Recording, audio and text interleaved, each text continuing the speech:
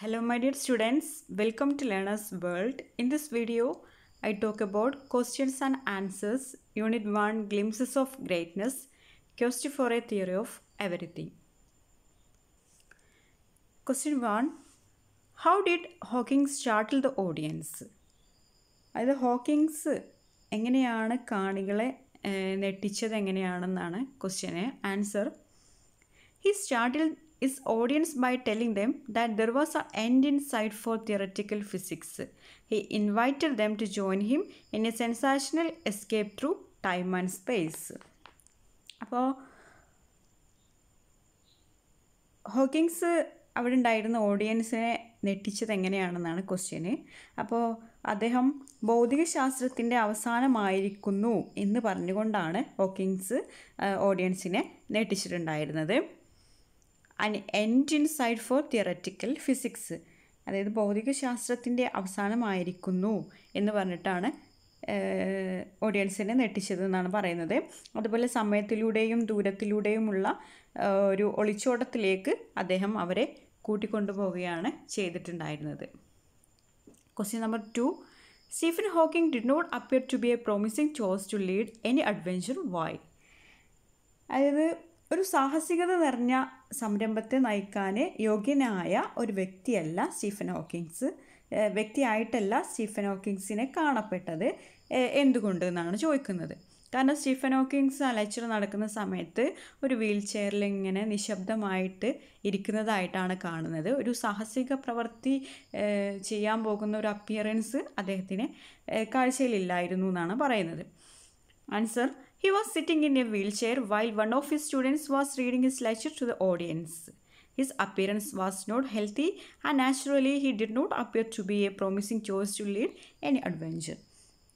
അതായത് സ്റ്റീഫൻ ഹോക്കിങ്സിൻ്റെ വിദ്യാർത്ഥികളിൽ ഒരാൾ അദ്ദേഹത്തിൻ്റെ പ്രസംഗം ആ ഓഡിയൻസിന് വേണ്ടിയിട്ട് വായിച്ചു കൊടുക്കുമ്പോൾ അദ്ദേഹം ഒരു വീൽ ചെയറിൽ ഇരിക്കുകയായിരുന്നു, നിശബ്ദനായിട്ട് ഇരിക്കുകയായിരുന്നു. അദ്ദേഹത്തിൻ്റെ രൂപം ഒട്ടും ആരോഗ്യകരമല്ലായിരുന്നു. ഒരു സാഹസികതയും നയിക്കാൻ കഴിവുള്ള ഒരു വ്യക്തിയാണ് അദ്ദേഹം എന്ന് തോന്നിയിട്ടുണ്ടായിരുന്നില്ല എന്നാണ് പറയുന്നത്. Question number 3, can a person be judged by appearance alone justify your response? അതായത് അപ്പിയറൻസ് നോക്കിയിട്ട്, അതായത് ഒരു കാഴ്ച കൊണ്ട് മാത്രം ഒരാളെ വിലയിരുത്താനാകുമോ? നിങ്ങളുടെ അഭിപ്രായം പറയാനാണ് പറഞ്ഞിട്ടുള്ളത്. അതായത് ഒരാളിപ്പോൾ അയാളുടെ ആ ഒരു പുറമെ കാണുന്ന അത് കൊണ്ട് മാത്രം നമുക്ക് അയാളെ വിലയിരുത്താൻ കഴിയുമെന്നാണ്. A person cannot be judged by appearance alone. Many great men in history did not have a great appearance. Napoleon Bonaparte was a very short person. Franklin Roosevelt, one of the greatest American presidents, spent most of his working hours in a wheelchair, and he walked with leg braces and canes, usually with help. Mother Teresa did not appear a robust person, but she was really great. അതായത് കാഴ്ച കൊണ്ട് മാത്രം നമുക്ക് ഒരാളെ വിലയിരുത്താനാകില്ല എന്നാണ് പറയുന്നത്. അതായത് നമ്മളുടെ ഹിസ്റ്ററി എടുത്ത് നോക്കിക്കഴിഞ്ഞാൽ ഒരുപാട് ഗ്രേറ്റ് ആയിട്ടുള്ള പേഴ്സൺസ്, അതായത് ശ്രേഷ്ഠരായിട്ടുള്ള വ്യക്തികളിൽ പലരും പ്രത്യക്ഷത്തിൽ അത്ര കഴിവുള്ളവരായിട്ട് തോന്നുമായിരുന്നില്ല എന്നാണ് പറയുന്നത്. അവരുടെ ഗ്രേറ്റ് പേഴ്സൺ ആയിട്ടുള്ള ആളുകൾ, ചരിത്രത്തിൽ ഗ്രേറ്റ് പേഴ്സൺസിനെ എടുത്തു കഴിഞ്ഞാൽ അവരൊന്നും അപ്പിയറൻസ് അത്ര പെർഫെക്റ്റ് അല്ല എന്നാണ് പറയുന്നത്. നെപ്പോളിയൻ ബൊണപ്പാർട്ട് വളരെ കുറഞ്ഞ ഒരു മനുഷ്യനായിരുന്നു. അതുപോലെ അമേരിക്കൻ രാഷ്ട്രപതിമാരിൽ പ്രശസ്തനായിട്ടുള്ള ഫ്രാങ്ക്ലിൻ റൂസ്വെൽറ്റ് അദ്ദേഹത്തിൻ്റെ ഭൂരിഭാഗം സമയവും വീൽ ചെയറിലാണ് കഴിച്ചു കൂട്ടിയിട്ടുണ്ടായിരുന്നത് എന്നാണ് പറയുന്നത്. അദ്ദേഹം നടക്കുന്നതും ഊന്നുവടിയുടെ സഹായത്തോടെ ആയിരുന്നു. മദർ തെരേസ കാഴ്ചയിൽ ഊർജ്ജസ്വലയായിരുന്നെങ്കിലും വളരെ ശ്രേഷ്ഠയായിരുന്നു എന്നാണ് പറയുന്നത്. ഊർജ്ജസ്വലത ഇല്ലായിരുന്നെങ്കിലും അവൾ വീക്കായിരുന്നു, മദർ തെരേസയുടെ അപ്പിയറൻസ് വീക്കായിരുന്നെങ്കിലും നല്ല ഗ്രേറ്റ് പേഴ്സൺ ആയിരുന്നു എന്നാണ് പറയുന്നത്. And question number 4, what do you learn about Stephen Hawkins childhood? അതായത് സ്റ്റീഫൻ ഹോക്കിങ്സിൻ്റെ ചൈൽഡ്ഹുഡിനെ കുറിച്ചിട്ട് നിങ്ങൾക്ക് എന്തറിയാമെന്നാണ് ചോദ്യം. Answer, he was born on 8 January 1942 in Oxford, England. His parents were Frank and Isabel Hawking. They were not wealthy. Hawking attended the local St. Albans school. By the time he was 8, he was seriously thinking of becoming a scientist. His father wanted him to study medicine, but Stephen thought biology was too imprecise. അപ്പോൾ Stephen ഹോക്കിങ്സിൻ്റെ childhood ഡേയ്സിനെ കുറിച്ചിട്ട് പറയുകയാണെങ്കിൽ അദ്ദേഹം bone ചെയ്തത് 8 ജനുവരി 1942 ഓക്സ്ഫോർഡിൽ, ഇംഗ്ലണ്ടിലെ ഓക്സ്ഫോർഡിലാണ് അദ്ദേഹം bone ചെയ്തത്. അദ്ദേഹത്തിൻ്റെ parents Frank and Isabel Hawking ആയിരുന്നു. അവർ പാരൻസ് അത്ര വെൽത്തി ആയിരുന്നില്ല, പക്ഷെ അവർക്ക് ഒരുപാട് ആഗ്രഹങ്ങളുണ്ടായിരുന്നു. മകനെ നല്ലൊരു സ്കൂളിൽ ചേർക്കണം എന്നുള്ള ഒരു ആഗ്രഹം ഉണ്ടായിരുന്നു. അതുകൊണ്ട് തന്നെ ലോക്കൽ സെൻറ്റ് ആൽബൻസ് സ്കൂളിൽ ചേർക്കാനായിരുന്നു അവർ തീരുമാനിച്ചിരുന്നത്. പക്ഷേ അവന് 8 വയസ്സൊക്കെ ആയ സമയത്ത് അവൻ ചിന്തിക്കാൻ തുടങ്ങിയ ഒരു സയൻറ്റിസ്റ്റ് ആകണം എന്നുള്ളത്. പക്ഷെ അവൻ്റെ അച്ഛന് അവനൊരു മെഡിസിന് പഠിക്കാനായിരുന്നു ആഗ്രഹം. പക്ഷേ Stephen thought biology was too imprecise. അതായത് ബയോളജി ഇംപ്രിസൈസ് അത്ര വ്യക്തത ഇല്ലാത്തൊരു സബ്ജക്റ്റാണ്. അതുകൊണ്ട് തന്നെ അവനക്ക് അതിൽ താല്പര്യം ഉണ്ടായിരുന്നില്ല എന്നാണ് പറയുന്നത്. ഈ വാണ്ടയുടെ subject in which he could look for exact answers. അതായത് കൃത്യമായിട്ടുള്ള ആൻസേഴ്സ് കിട്ടുന്ന സബ്ജക്റ്റ് പഠിക്കാനായിരുന്നു ഹോക്കിങ്സിന് ആഗ്രഹം. He was just an ordinary school boy. He was slow in learning to read and his handwriting was horrible. അവൻ സാധാരണ ഒരു school boy ആയിരുന്നു. അവന് എഴുതാനും വായിക്കാനും ഒക്കെ കുറച്ച് സ്ലോ ആയിട്ടുള്ളൊരു ബോയ് ആയിരുന്നു. അതുപോലെ അവൻ്റെ ഹാൻഡ് റൈറ്റിംഗ് എന്ന് പറയുന്നത് ഭയങ്കര ഹോറിബിളാണ്, മോശമായിരുന്നു എന്നാണ് പറയുന്നത്. At 14, Stephen knew he would study maths and physics, but his father discouraged him from studying maths because he thought it offered no jobs except as a teacher. അങ്ങനെ ഏജ് ഓഫ് 14 സ്റ്റീഫൻ മനസ്സിലാക്കിയത് മാത്സും ഫിസിക്സും പഠിക്കണം എന്നായിരുന്നു. പക്ഷേ അവൻ്റെ father അവനെ discourage ചെയ്തു. അതായത് maths പഠിച്ചു കഴിഞ്ഞാൽ എനിക്ക് ഒരുപാട് ജോബ് ഓഫേഴ്സ് ഒന്നും കിട്ടൂല, ആകെ ഒരു ടീച്ചർ ആവാൻ മാത്രമേ പറ്റുള്ളൂ എന്നൊക്കെ പറഞ്ഞ് ഫാദർ അവനെ ഡിസ്കറേജ് ചെയ്തു. Stephen's father wanted him to attend Oxford where he had studied. അതുപോലെ സ്റ്റീഫൻ്റെ ഫാദർ പഠിച്ച ഓക്സ്ഫോർഡിൽ തന്നെ മകനും പഠിക്കണം എന്നുള്ള ഒരു ആഗ്രഹം ഫാദറിനുണ്ടായിരുന്നു. Oxford had no mathematics. പക്ഷേ ഓക്സ്ഫോർഡിൽ എന്തില്ല, മാത്തമാറ്റിക്സ് ഇല്ല. So Stephen studied chemistry and physics and only a little mathematics. അതുകൊണ്ട് തന്നെ സ്റ്റീഫൻ എന്ത് ചെയ്തു, കെമിസ്ട്രിയും ഫിസിക്സും പഠിച്ചു, കുറച്ച് മാത്സും പഠിച്ചു. At the age of 17 Hawking went to Oxford to study natural science and to specialize in physics. അങ്ങനെ ഏജ് ഓഫ് 17 ഹോക്കിങ്സ് എന്ത് ചെയ്തു, ഓക്സ്ഫോർഡിൽ നാച്ചുറൽ സയൻസും അതുപോലെ ഫിസിക്സിൽ എന്ത് ചെയ്തു, സ്പെഷ്യലൈസ് ചെയ്തു എന്നാണ് പറയുന്നത്. Then question number 5, comment on Hawkins life at Oxford. അപ്പോൾ ഓക്സ്ഫോർഡിൽ ഹോക്കിങ്സിൻ്റെ ജീവിതം എങ്ങനെയായിരുന്നു എന്നാണ് ചോദിക്കുന്നത്. For about 1 year and a half, Hawking was lonely and bored at Oxford. He also did not try hard at his academic, but halfway through the second year, he began to enjoy Oxford. അങ്ങനെ ആദ്യത്തെ ഒരു 1.5 വർഷം അവന് ഭയങ്കര ബോറായിരുന്നു. ഓക്സ്ഫോർഡിലെ life ഭയങ്കര lonely ആയിട്ട് അവന് feel ചെയ്തു. അവന് അക്കാദമിക്സിലൊന്നും നല്ല രീതിയിൽ പെർഫോം ചെയ്യാൻ കഴിഞ്ഞില്ല. പക്ഷേ സെക്കൻഡ് ഇയർ ഒരു പകുതിയൊക്കെ ആയപ്പോൾ അവന് എൻജോയ് ചെയ്തു, ഓക്സ്ഫോർഡ് ലൈഫ് എൻജോയ് ചെയ്തു എന്നാണ് പറയുന്നത്. Then question number 6. What opinion did Hawking's peers at Oxford have about him?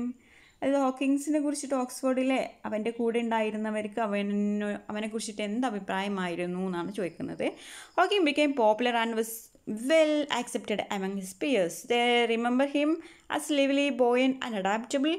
He wore his hair long. He was famous for his wit. He liked classical music and science fiction. He took part in sports. അപ്പോൾ അവൻ എല്ലാവരുടെ ഇടയിലും പ്രശസ്തനും നല്ല acceptable ആയിട്ടുള്ള ഒരാളായിരുന്നു. Hawkins നല്ല പ്രസരിപ്പുള്ള, എല്ലാവരോടും യോജിച്ചു പോകുന്ന ലോല ഹൃദയമുള്ള ഒരാളായിരുന്നു എന്നൊക്കെ ഓർക്കുന്നു എന്നാണ് പറയുന്നത്. ഹോക്കിങ്സിൻ്റെ മുടി നീട്ടി വളർത്തിയിരുന്നു. നർമ്മബോധത്തിൽ അദ്ദേഹം പ്രസിദ്ധനായിരുന്നു എന്നാണ് പറയുന്നത്. ഒരുപാട് വിറ്റടിക്കുന്ന ആളായിരുന്നു സ്റ്റീഫൻ ഹോക്കിങ്സ്. അതുപോലെ മ്യൂസിക്കിലും ക്ലാസിക്കൽ മ്യൂസിക്കിലും സയൻസ് ഫിക്ഷനിലൊക്കെ ഒരു ഇഷ്ടമുള്ള ആളായിരുന്നു. അതുപോലെ സ്പോർട്സിലും നല്ല ഇൻട്രസ്റ്റഡ് ആയിട്ടുള്ള ആളായിരുന്നു എന്നാണ് പറയുന്നത്. And question number 7. Set an example to prove that Stephen Hawking was a sharp-witted. Did his wit help him in any way? അതായത് ഒരു തീവ്രമായിട്ട് നർമ്മബോധമുള്ളവനായിരുന്നു സ്റ്റീഫൻ ഹോക്കിങ്സ് എന്ന് തെളിയിക്കുന്ന സംഭവം വിവരിക്കാനാണ് പറഞ്ഞിട്ടുള്ളത്. അദ്ദേഹത്തിൻ്റെ നർമ്മബോധം ഏതെങ്കിലും വിധത്തിൽ അദ്ദേഹത്തിന് സഹായകരമായിട്ടുണ്ടോ എന്നാണ് ചോദിക്കുന്നത്. Stephen Hawking had applied to do PhD at Cambridge while he was a student at Oxford. He was accepted on a condition that he got a first from Oxford. Hawking thought he could get through successfully, but as the examination came, his confidence failed. അങ്ങനെ Stephen Hawkins PhDക്ക് apply ചെയ്തു. ആ ഒരു സമയത്ത് അവൻ്റെ condition എന്ന് പറയുന്നത് അവൻ എന്തായാലും ഫസ്റ്റ് കിട്ടും. അങ്ങനെ ഫസ്റ്റ് കിട്ടിയാൽ ഓക്സ്ഫോർഡിൽ നിന്ന് ഫസ്റ്റ് കിട്ടിയാൽ അവൻ എന്ത് ചെയ്യും, കാംബ്രിഡ്ജിൽ അവൻ ജോയിൻ ചെയ്യും എന്നുള്ള ഒരു ചിന്ത, ഒരു കോൺഫിഡൻസ് ഹോക്കിങ്സിനുണ്ടായിരുന്നു. പക്ഷേ എക്സാമിനേഷനൊക്കെ കഴിഞ്ഞു അവൻ്റെ കോൺഫിഡൻസ് ഫെയിൽഡായി എന്നാണ് പറയുന്നത്. Hawking got only border line marks between A first and A second as he had only a borderline result. His examiners called him for an interview and asked him about his plans. പക്ഷേ examination result വന്നപ്പോൾ എല്ലാ കോൺഫിഡൻസും തകിടം മറിഞ്ഞു. അവന് first കിട്ടിയില്ല, ഒരു border line റിസൾട്ടാണ് കിട്ടിയത്. അതായത് ഫസ്റ്റിൻ്റെയും സെക്കൻഡിൻ്റെയും ഇടയിലുള്ള ഒരു ബോർഡർ ലൈൻ റിസൾട്ടാണ് അവന് കിട്ടിയത്. അങ്ങനെ അവൻ്റെ എക്സാമിനേഴ്സ് അവനൊരു ഇൻ്റർവ്യൂ അറ്റൻഡ് ചെയ്യാൻ വേണ്ടിയിട്ട് വിളിച്ചു. അവനോട് അവൻ്റെ ഫ്യൂച്ചർ പ്ലാൻസിനെ കുറിച്ചിട്ട് ഡിസ്കസ് ചെയ്യാൻ വേണ്ടിയിട്ട് പറഞ്ഞു. He told the examiners boldly, if I get a first, I shall go to Cambridge. If I receive a second, I will remain at Oxford. So I expect that you will give me a first. He got his first and he went to Cambridge. അപ്പോൾ അവന് പറഞ്ഞ മറുപടി ഇങ്ങനെയായിരുന്നു, എനിക്ക് first കിട്ടുകയാണെങ്കിൽ ഞാൻ എന്ത് ചെയ്യും, കാംബ്രിഡ്ജിലേക്ക് പോകും. ഇനി എനിക്ക് സെക്കൻഡാണ് കിട്ടുന്നതെങ്കിൽ ഞാൻ എന്ത് ചെയ്യും, ഓക്സ്ഫോർഡിൽ തന്നെ നിൽക്കും. അതുകൊണ്ട് നിങ്ങൾ എന്ത് ചെയ്യുക, എനിക്ക് ഫസ്റ്റ് നൽകണം എന്നാണ് അവൻ അവരോട് നൽകിയിട്ടുള്ള മറുപടി. അങ്ങനെ അവന് എന്ത് കിട്ടുന്നുണ്ട്, ഫസ്റ്റ് കിട്ടുന്നുണ്ട്. അങ്ങനെ അവന് കാംബ്രിഡ്ജിലേക്ക് പോകുന്നുണ്ട്. His wit help him here to get what he wanted. ഇവിടെ അവൻ്റെ വിറ്റ്, അവൻ്റെ നർമ്മബോധം അവനെ എന്ത് ചെയ്തിട്ടുണ്ട്, ഹെൽപ്പ് ചെയ്തിട്ടുണ്ട് അവന് ഫസ്റ്റ് കിട്ടാനും കാംബ്രിഡ്ജിലേക്ക് പോവാനും എന്നൊക്കെയാണ് പറയുന്നത്. Then question number 8. Stephen first year at Cambridge was worse than that at Oxford. Why? അതായത് സ്റ്റീഫൻ്റെ കാംബ്രിഡ്ജിലെ ആദ്യത്തെ വർഷം ഓക്സ്ഫോർഡിനേക്കാളും ഭയങ്കര മോശമായിരുന്നു. എന്തുകൊണ്ട് എന്നാണ് ചോദിക്കുന്നത്. His first year at Cambridge was worse than that at Oxford. His poor mathematical background troubled him. അതായത് ഓക്സ്ഫോർഡിലെ അവൻ്റെ ലൈഫിനേക്കാളും വളരെ മോശമായിരുന്നു അവൻ്റെ കാംബ്രിഡ്ജിലുള്ള ഫസ്റ്റ് ഇയർ എന്നാണ് പറയുന്നത്. കാരണം അവൻ്റെ മാത്തമാറ്റിക്കൽ അവൻ്റെ കഴിവില്ലായ്മ തന്നെയാണ് അവന് എന്തായത് ഇങ്ങനെ ഒരു സിറ്റുവേഷൻ വന്നത് എന്നാണ് പറയുന്നത്. He found general relativity extremely tough. There was even a bigger problem. During his third year, he had started getting a bit careless. He had fallen once or twice for no apparent reason. Soon he had trouble tying his shoes and sometimes he had difficulty in talking. അതുകൂടാതെ അവന് അവൻ്റെ mathematics ബാക്ക്ഗ്രൗണ്ടൊക്കെ വീക്കായിരുന്നു. അതൊരു problem ആയിരുന്നു അവന് first year കാംബ്രിഡ്ജിൽ അവൻ്റെ life മോശമാവാൻ. ഇതൊന്നുമല്ലാതെ വേറൊരു reason എന്ന് പറയുന്നത് അവൻ്റെ ആ ഒരു തേർഡ് ഇയറിൻ്റെ ആ ഒരു സമയത്ത് അവന് കുറച്ച് കെയർലെസ് ആയിരുന്നു. അതുകൊണ്ട് തന്നെ 1-2 പ്രാവശ്യം ഒരു റീസണും ഇല്ലാതെ അവന് വീഴാൻ തുടങ്ങി എന്നാണ് പറയുന്നത്. അതുപോലെ അവന് ഷൂ ടൈ ചെയ്യാൻ കഴിയുന്നില്ല, അതുപോലെ നല്ല രീതിയിൽ സ്പീക്ക് ചെയ്യാൻ കഴിയുന്നില്ല. സ്പീക്ക് ചെയ്യുന്ന സമയത്തൊക്കെ ഡിഫിക്കൽട്ട് അനുഭവപ്പെടുന്നതായിട്ടൊക്കെ തോന്നുന്നുണ്ട്. Then question number 9. How did tragedy strike Hawking after his 21st birthday?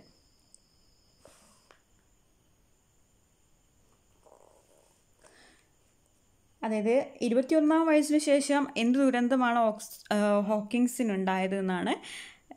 Shortly after his 21st birthday in 1963, tragedy struck him. He contracted a rare disease, amyotrophic lateral sclerosis, for which there was no cure. It caused a gradual disintegration of the nerve cells in the spinal cord and the brain. He went into a deep depression. He did not know what to do and what his future would be. അതായത് 1963 അവൻ്റെ 21ാം വയസ്സിന് തൊട്ട് പിന്നാലെ ദുരന്തം അവനെ തേടിയെത്തിയെന്നാണ് പറയുന്നത്. Stephen ഹോക്കിങ്സിന് ഒരു അപൂർവ രോഗം പിടിപെട്ടു. ആ അസുഖത്തിന് മരുന്നൊന്നും കണ്ടുപിടിച്ചിട്ടില്ലായിരുന്നു എന്നാണ് പറയുന്നത്. അതായത് തലച്ചോറിലെയും മറ്റ് നരമ്പുകളെ പതിയെ തളർത്തുന്ന ഒരു രോഗമായിരുന്നു അത്. അദ്ദേഹം പതിയെ നിരാശയിലേക്ക് വീണുപോയി. എന്ത് ചെയ്യണമെന്നോ ഭാവി ജീവിതം എങ്ങനെ ആയിരിക്കുമെന്നോ അദ്ദേഹത്തിന് അറിയുമായിരുന്നില്ല എന്നാണ് പറയുന്നത്. Then question number 10. What drastic change came over Hawking after the diagnosis of the disease? അതായത് രോഗം കണ്ടുപിടിച്ചപ്പോൾ ഹോക്കിങ്സിനുണ്ടായിട്ടുള്ള മാറ്റങ്ങൾ എന്തൊക്കെയായിരുന്നു എന്നാണ്. A drastic change came over Hawking after the diagnosis of the disease. He had many dreams. He said that his dreams were at the time very confused. Before his condition was diagnosed, he was bored with life. But after he came out of hospital, he dreamt that he was going to be executed. He realized that there were a lot of important things to do if he was given a reprieve. Time to live for some more time. Hawking was getting some more time to live and life was precious. അതായത് ഹോക്കിങ്സിനെ രോഗം കണ്ടുപിടിച്ച് കഴിഞ്ഞപ്പോൾ ഹോക്കിങ്സിന് വളരെയധികം മാറ്റങ്ങൾ ഉണ്ടായിട്ടുണ്ട്. അദ്ദേഹത്തിന് ഒരുപാട് സ്വപ്നങ്ങൾ ഉണ്ടായിരുന്നു എന്നാണ് പറയുന്നത്. അദ്ദേഹത്തിൻ്റെ സ്വപ്നങ്ങൾ ആ സമയത്ത് വളരെ ആശങ്ക നിറഞ്ഞതായി മാറിയെന്നാണ് അദ്ദേഹം പറഞ്ഞത്.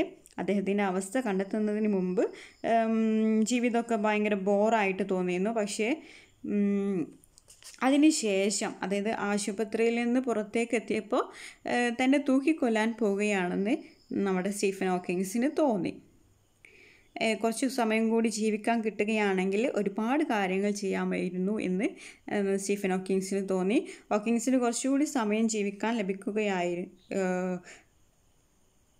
ലഭിക്കുകയായിരുന്നു. ആ ജീവിതം വളരെ വിലപ്പെട്ടതായിരുന്നു എന്നാണ് പറയുന്നത്. Then question number 11. What was Jains impression of Hawking? അതായത് ഹോക്കിങ്സിനെ കുറിച്ചിട്ട് ജെയിനിലുള്ള ധാരണ എന്തായിരുന്നു എന്നാണ്. Just before Hawking entered the hospital for test, he met Jane Wilde at a New Year's party at St. Albans. She thought Hawking was very intelligent, eccentric and rather arrogant, but he was interesting and she liked his wit. She fell in love with him. അതായത് ടെസ്റ്റുകൾക്കായി ആശുപത്രിയിൽ പോകുന്നതിന് മുമ്പ് ഒരു new year വേളയിൽ വെച്ചിട്ടാണ് Hawkins ജെയിനെ കണ്ടുമുട്ടിയത്. Hawkins വളരെ ബുദ്ധിമാനും അതുപോലെ കുറച്ച് പ്രശ്നക്കാരനുമാണെന്ന് ജെയിന് വിചാരിച്ചു. പക്ഷേ അദ്ദേഹത്തിൻ്റെ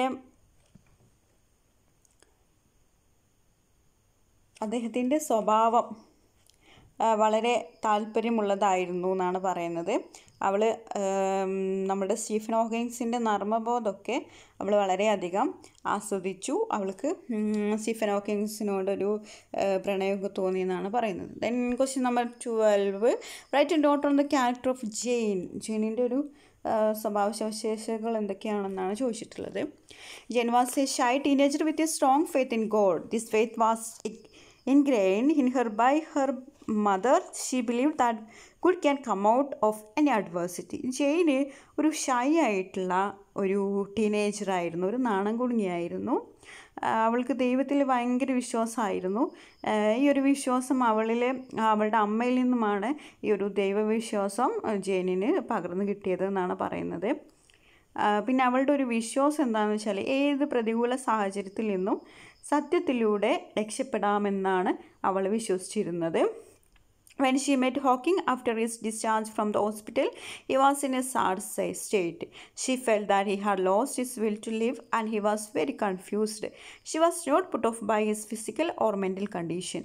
Hawking liked her optimism and their friendship grew. They thought that together they could make something good. അങ്ങനെ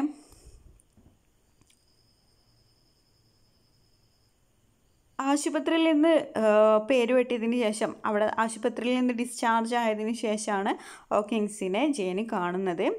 ആ സമയത്ത് ഹോക്കിങ്സ് വളരെ വിഷമിച്ച അവസ്ഥയിലായിരുന്നു. അയാൾക്ക് ജീവിക്കാനുള്ള ആഗ്രഹം നഷ്ടപ്പെട്ടുവെന്നും അയാളാകെ സംശയത്തിലുമാണെന്ന് അവൾക്ക് തോന്നി. അവളുടെ ശുഭാപ്തി വിശ്വാസം ഹോക്കിങ്സിന് ഇഷ്ടപ്പെട്ടു എന്നാണ് പറയുന്നത്. അവരുടെ സൗഹൃദം വളർന്ന് ഒരുമിച്ച് നിന്നാൽ എന്തെങ്കിലുമൊക്കെ നല്ല പ്രവൃത്തികൾ ചെയ്യാൻ അവർക്ക് സാധിക്കുമെന്ന് ഒരു വിശ്വാസം ഉണ്ടായിരുന്നു എന്നാണ് പറയുന്നത്.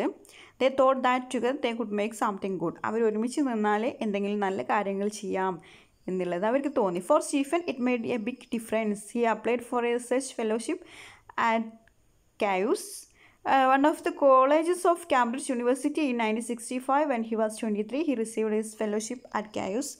In July 1965, he married Jane. They had 3 children. In fact, it was Jane who gave the moral support to Hawking to overcome his adversities and do something great for mankind.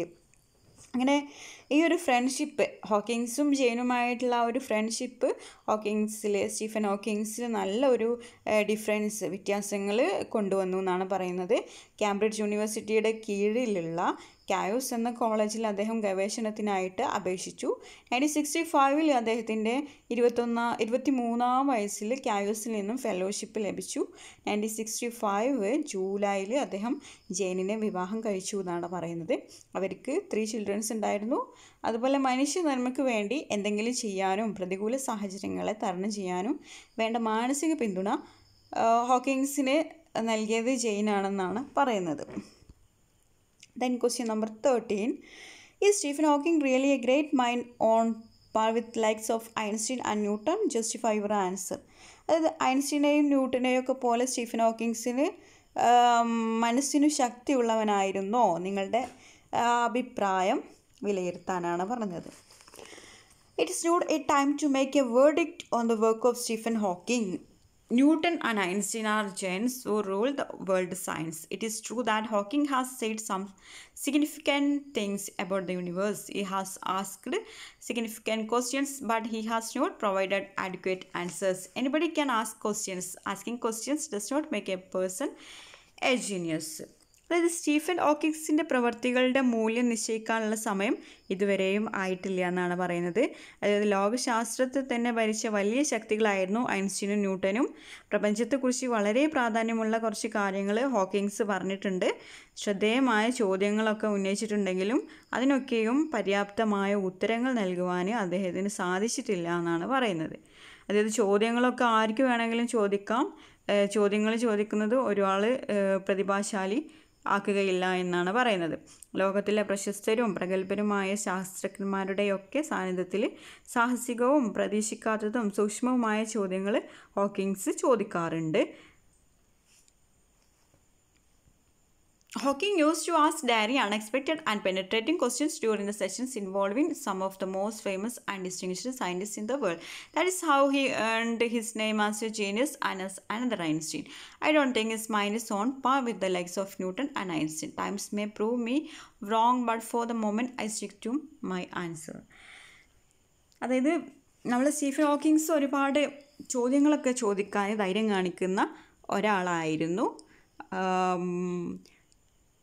പ്രതിഭാശാലി, മറ്റൊരു ഐൻസ്റ്റീൻ എന്നൊക്കെ ഉള്ള പേരുകൾ Stephen ഹോക്കിങ്സിനെ വിളിക്കാറുണ്ട് എന്നാണ് പറയുന്നത്. അതിനുള്ള കാരണം ഇതാണ്. അതായത് മറ്റുള്ള സയൻറ്റിസ്റ്റിൻ്റെ ഇടയിലൊക്കെ ചോദ്യം ചോദിക്കാൻ ധൈര്യമുള്ള ഒരാളായിരുന്നു നമ്മളുടെ സ്റ്റീഫൻ ഹോക്കിങ്സ്. ഐൻസ്റ്റീനെയും ന്യൂട്ടനെയും പോലെ മനസ്സിന് കരുത്തുള്ള അവർക്കൊപ്പം നിൽക്കാവുന്ന ഒരാളായി എനിക്ക് സ്റ്റീഫൻ ഹോക്കിങ്സിനെ തോന്നിയിട്ടില്ല എന്നാണ് പറയുന്നത്. Okay. Then question number 14. List the interesting facts dealt with in Hawking's book. അതായത് ഹോക്കിങ്സിൻ്റെ ബുക്കിൽ പറഞ്ഞിരിക്കുന്ന കാര്യങ്ങൾ എന്തൊക്കെയാണ് എന്നാണ് ചോദിക്കുന്നത്. Okay. Where did the universe come from? പ്രപഞ്ചമുണ്ടായത് എവിടെ നിന്നാണ്? അതായത് സ്റ്റീഫൻ ഹോക്കിങ്സിൻ്റെ ബുക്കിലുള്ള കാര്യങ്ങൾ. Is it infinite? അത് അനന്തമാണോ? Does it have any boundaries? അതിന് ബൗണ്ടറീസ് ഉണ്ടോ? അതിർവരമ്പുകളുണ്ടോ? Will it come to an end? If so how? Is there a complete theory of the universe and everything in it? അതുപോലെ അതിനൊരു അവസാനം ഉണ്ടോ എന്നാണ് ചോദിക്കുന്നത്. ഉണ്ടെങ്കിൽ എങ്ങനെയാണ്? അതുപോലെ പ്രപഞ്ചത്തെയും അതിലടങ്ങിയവയും കുറിച്ച് ഒരു പൂർണ്ണമായിട്ടുള്ള സിദ്ധാന്തമുണ്ടോ? ഈ വക കാര്യങ്ങളൊക്കെ ഹോക്കിങ്സിൻ്റെ ബുക്കിൽ ഇൻക്ലൂഡഡ് ആണെന്നാണ് പറയുന്നത്. Is there a beginning of time? Could time run back? The book begins by recounting the great theories of the cosmos from Newton to Einstein. His purpose in writing the book was to make science understandable to non scientist. അതുപോലെ വേറെ ഒരുപാട് questions ഈ ബുക്കിൽ included ആണ്. അതായത് സമയത്തിന് തുടക്കമുണ്ടോ? സമയത്തിന് പുറകോട്ട് പോകുവാൻ സാധിക്കുമോ? ന്യൂട്ടൺ മുതൽ ഐൻസ്റ്റീൻ വരെ ഉള്ളവരുടെ പ്രപഞ്ച ഘടനയെക്കുറിച്ചുള്ള സിദ്ധാന്തങ്ങൾ പുസ്തകത്തിൽ ഉൾപ്പെടുത്തിയിരിക്കുന്നു എന്നാണ് പറയുന്നത്. അതുപോലെ ശാസ്ത്രജ്ഞരല്ലാത്തവർക്ക് ശാസ്ത്രം മനസ്സിലാക്കി കൊടുക്കുക എന്നതായിരുന്നു ഈ ഒരു ബുക്കിൻ്റെ ഉദ്ദേശം. Then question number 15. What could have been the misgiving of Jane? അതായത് ജെയിനിൻ്റെ വിശ്വാസമില്ലായ്മ എന്തൊക്കെയായിരുന്നു എന്നാണ് പറയുന്നത്. While on a trip to Switzerland, Hawking contracted pneumonia and was left on a life support system. The doctors treating him suggested a tracheotomy operation which would remove his windpipe. It might save his life, but he would never again be able to speak or make a vocal sound. Jane thought her husband might die with this operation. That's why she said the future looks very bleak. Hawking would no longer breathe through his mouth and nose, but through a permanent hole made in his throat. അതായത് സ്വിറ്റ്സർലാൻഡിലേക്കുള്ള യാത്രയിൽ ഹോക്കിൻസിന് pneumonia പിടിപെടുകയും ജീവനെ നിലനിർത്താൻ സഹായിക്കുന്ന സംവിധാനത്തിൻ്റെ ബലത്തിൽ കുറേ നാൾ കഴിയേണ്ടിയും വന്നു എന്നാണ് പറയുന്നത്. അദ്ദേഹത്തിൻ്റെ ശ്വാസനാളം എടുത്തു മാറ്റുന്ന ഒരു ശസ്ത്രക്രിയക്ക് അദ്ദേഹത്തെ ചികിത്സിക്കുന്ന ഡോക്ടർമാരൊക്കെ നിർദ്ദേശിച്ചിരുന്നു. ഇത് അദ്ദേഹത്തിൻ്റെ ജീവൻ രക്ഷിക്കും, പക്ഷേ അദ്ദേഹത്തിന് സംസാരിക്കാനോ ഒരു ശബ്ദം പുറപ്പെടുവിക്കാനോ സാധിക്കുകയില്ല. ഈ ശസ്ത്രക്രിയയിലൂടെ തൻ്റെ ഭർത്താവ് മരിച്ചു പോകുമെന്ന് ജെയിൻ വിചാരിച്ചു. ഭാവി മങ്ങിയതുപോലെ കാണപ്പെടുന്നു എന്നാണ് ജെയിൻ പറഞ്ഞിട്ടുണ്ടായിരുന്നത്. അദ്ദേഹത്തിൻ്റെ മൂക്കിലൂടെയും വായിലൂടെയും ഒക്കെ ഇനി ശ്വസിക്കുവാൻ സാധിക്കുകയില്ല. പകരം സ്ഥിരമായി തൊണ്ടയിലുണ്ടാക്കിയിരുന്ന ദ്വാരത്തിലൂടെ മാത്രമേ ശ്വസിക്കുവാൻ സാധിക്കുകയുള്ളൂ എന്നാണ് പറയുന്നത്. Then question number 16. How could he overcome his difficulties after the tracheotomy operation? അതായത് ശസ്ത്രക്രിയയ്ക്ക് ശേഷമുള്ള ബുദ്ധിമുട്ടുകളെ തരണം ചെയ്തത് എങ്ങനെയായിരുന്നു സ്റ്റീഫൻ ഹോക്കിൻസ് എന്നാണ് ചോദിക്കുന്നത്. Since Hawking could not speak Woltosz, a computer expert in California, sent him a program he had developed.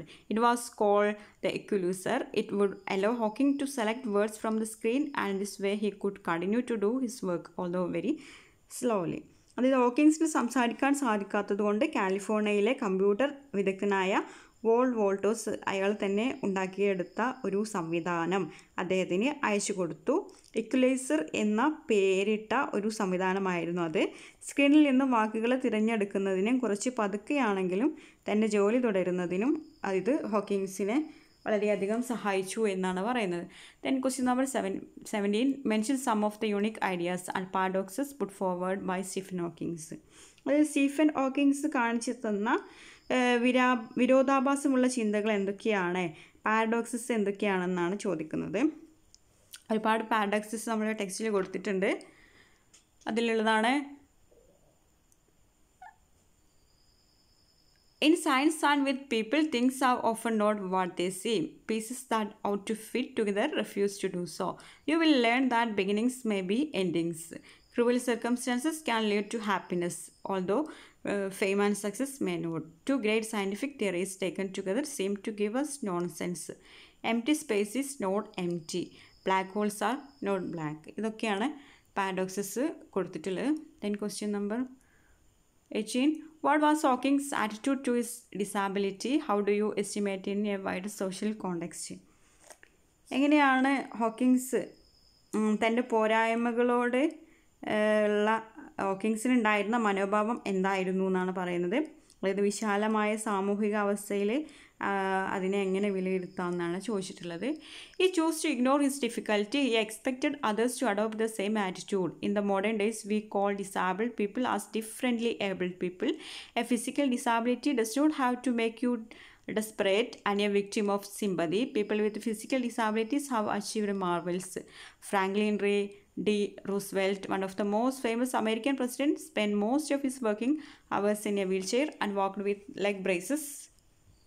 And now we have a blind playback singer, Bhagyalakshmi. There is also a blind music director named Afzal. Handicaps need not be looked upon as excuses to be lazy. With hard work, one can overcome his handicaps. Helen Keller, blind, deaf and dumb, became world. Now we have a blind. Okay. അപ്പോൾ ഇവിടെ Stephen Hawkins തൻ്റെ ബുദ്ധിമുട്ടുകളെ മറക്കാൻ ശ്രമിച്ചിട്ടുണ്ടായിരുന്നു എന്നാണ് പറയുന്നത്. Okay, ബാക്കിയുള്ളവരും ഇതേ മനോഭാവം ഏറ്റെടുക്കണമെന്ന് അദ്ദേഹം ആഗ്രഹിച്ചിരുന്നു. അതായത് കഴിവ് കുറഞ്ഞവരെ ആധുനിക സമൂഹത്തിൽ പ്രത്യേക കഴിവുള്ളവരെന്നാണ് വിശേഷിപ്പിക്കുന്നത്. ഡിഫറെൻ്റ്ലി ഏബിൾഡ് പേഴ്സൺ ആയിട്ടാണ് അവരെ കാണുന്നത്. അതുപോലെ നിങ്ങളെ നിരാശനാക്കുവാനും സഹതാപത്തിൻ്റെ ഇരകളാക്കുവാനുമല്ല ശാരീരിക പോരായ്മകൾ ഉണ്ടാകുന്നത് എന്നാണ് പറയുന്നത്. ശാരീരിക പോരായ്മകളുള്ളവർ അത്ഭുതങ്ങൾ നേടുന്നുണ്ട്.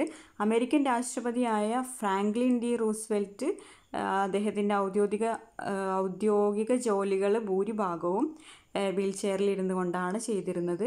അതുപോലെ മറ്റുള്ളവരുടെ സഹായത്തോടെ ഊന്നുവടി ഉപയോഗിച്ചാണ് അദ്ദേഹം നടന്നിരുന്നത്. ഭാഗ്യലക്ഷ്മി എന്നു പേരായ ഒരു ഗായികയെ നമുക്കറിയാം. അതുപോലെ അഫ്സൽ എന്ന പേരുള്ള ഒരു അന്ധനായ സംഗീത സംവിധായകനുണ്ട്. അതുപോലെ മടി പിടിച്ചിരിക്കാനുള്ള ഒരു മുടന്തൻ ന്യായമായി ശാരീരിക വൈകല്യങ്ങളെ കാണരുത് എന്നാണ് പറയുന്നത്. കഠിനാധ്വാനത്തിലൂടെ അംഗവൈകല്യങ്ങളെ തരണം ചെയ്യാൻ സാധിക്കും. വിജയിക്കാനുള്ള ഉറച്ച വിശ്വാസമുള്ളത് കൊണ്ട് അന്ധയും മൂകയും ബധിരയുമായ ഹെലൻ കെല്ലർ ലോക പ്രശസ്തി നേടിയത് എന്നാണ് പറയുന്നത്. Okay, then question number 1. Attempt an assessment of the personality of Hawking in a short paragraph.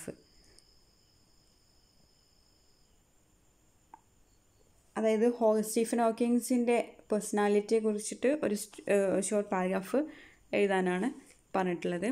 Okay, Hawking was a man of determination and perseverance when he was at Oxford in his late teens. He was lively, buoyant, and adaptable. He wore his hair long. He was famous for his wit. He liked classical music and was interested in sports. When he was in the third year at Oxford, he applied to a PhD at Cambridge. He was accepted on a condition that he got a first from Oxford, but during the examination, he had only borderline marks between a first and a second. The examiners summoned him and asked him about his plans. He told them bluntly, "If I get a first, I shall go to the Cambridge. If I receive a second, I will remain at Oxford. So I expect that you will give me a first." They gave him a first and he went to Cambridge. This shows how frank and open he was. When he was 21, he contracted a rare disease which caused disintegration of the nerve cells of his spinal cord and brain. He walked around with a cane, supporting himself against a wall. His speech was impaired, but nothing stopped him from achieving what he wanted. It was this determination that attracted Jane Wilde, whom he married. He lost his voice after a tracheotomy operation, but he continued working with an equalizer which helped him to choose words from a computer screen. He asked fundamental questions like where did the universe come from and whether it has boundaries. Is there a beginning of time? Could time turn back? His book, A Brief History of Time, contains a lot of paradoxes that will surprise us. He is often called another Einstein. അപ്പോൾ ഇതാണ് നമ്മുടെ Stephen ഹോക്കിങ്സിൻ്റെ ഒരു personality. I conclude here. Thank you for watching our video. If you are interested, please subscribe, comment, share.